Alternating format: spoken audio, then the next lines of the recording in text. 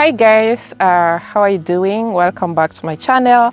Judith Wesonga here, where we always host a Talk of Change show just to, just changing people's way of thinking, mindset, basically in general, and with just an aim of, making a difference in our society or in other people as well. That's why we are here. Yeah, so for today, I'm going to share something from the Bible, or basically this book is my baby's book, and it's called the Jesus Storybook Bible. So I read stories for her, and yesterday I just felt like this is a very powerful message, because we read stories to our kids. It doesn't mean that, we are trying to make a change or a difference in their lives alone, but we're also changing ourselves as parents.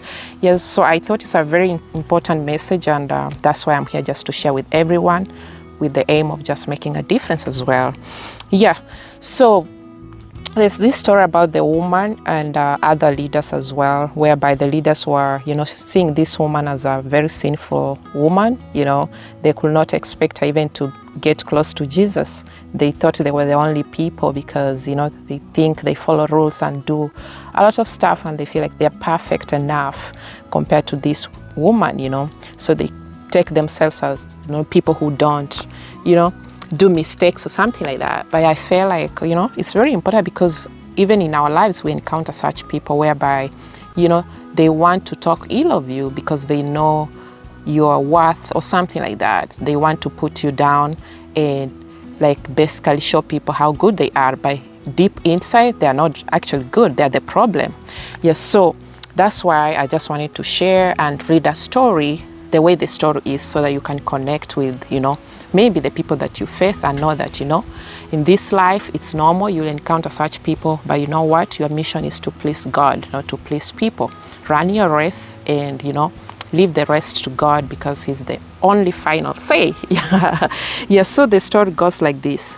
One night, Jesus went to dinner at an important leader's house. The important leader invited his important friends as well.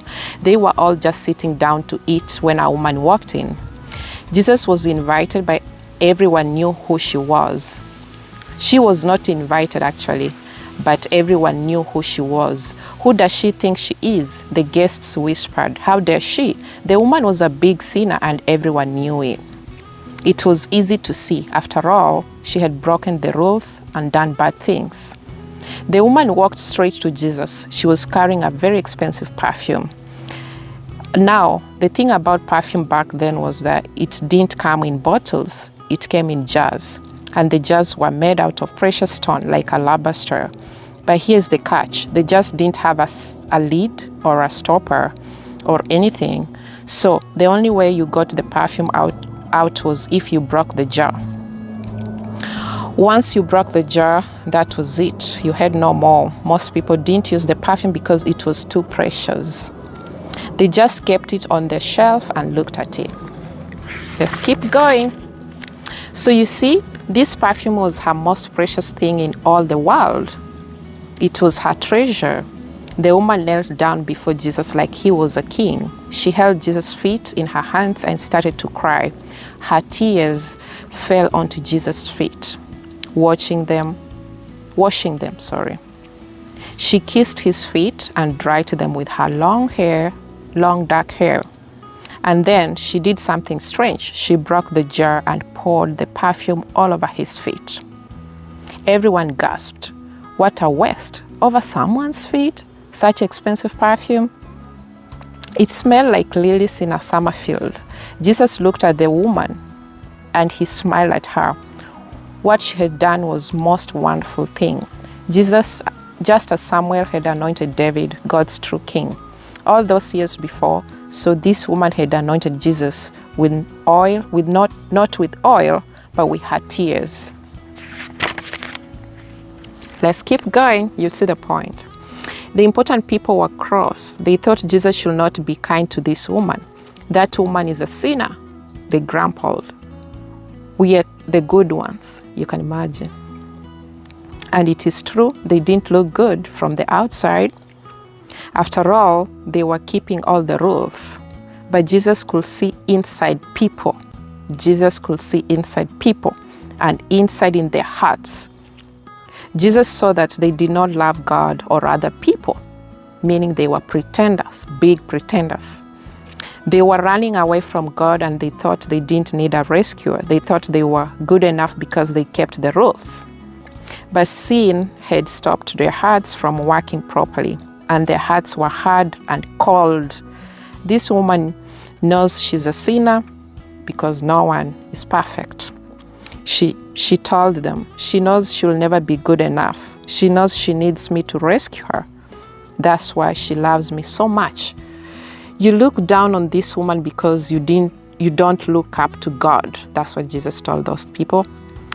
She's sinful on the outside, just like another person, but you are sinful on the inside.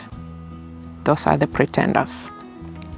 The important people shook with anger. Jesus turned to the woman and smiled. Your sins are forgiven, he said. You trusted me, and God has rescued you. Who does Jesus think he is? Now the important people whispered. Only God can forgive sins. They didn't believe Jesus was the Son of God. The more Jesus loved people and helped them, the more important people and leaders hated him. They were afraid people would follow Jesus instead of them. They were jealous and angry enough to kill Jesus. So you see, like in our lives, we come across these people whereby sometimes they want to defile your name for their fame, basically. But they don't know that, you can please human beings because they can't see inside you. They don't know the real you, but you can't hide from God because God knows who you are. They pretend because they want credit or something like that, but basically that's the problem. When you look deeper into the situation, like this woman, these leaders were pretending, they want to ruin this woman's name. But basically, God could see from inside. They were the ones who didn't even love God. You see, they were just there to please God, to please human beings. So why am I bringing up this story? Because it's just a life-changing story whereby, we all face such stuff. And the story is just letting us know that, we should not focus on people. Focus on you. Run your race, run your race, run your race, and leave the rest to God, because God is the only person who can say the truth. You'll never please human beings, but our mission is to please God, okay? So do you and be you. And as I always say, be yourself and, just continue keeping up your work, because God is the one who will reward you, okay? Yeah, so don't worry about anything that happens in your life. Everything is just temporary. Just keep going, keep pushing. Love God. He's the only person who can rescue. As you can see, Jesus was the only person who had to rescue this woman, because other people could turn down on her. They think she's evil, or, she's a sinner, basically. That's what they could refer, to her. But deep inside, these people are the problem. Yeah, so be you, do you, enjoy your life, and impress God. I love you all, and don't forget to subscribe, share, comment, and like, and let me know. If you like me to share something else, let me know. I love you all. Bye-bye.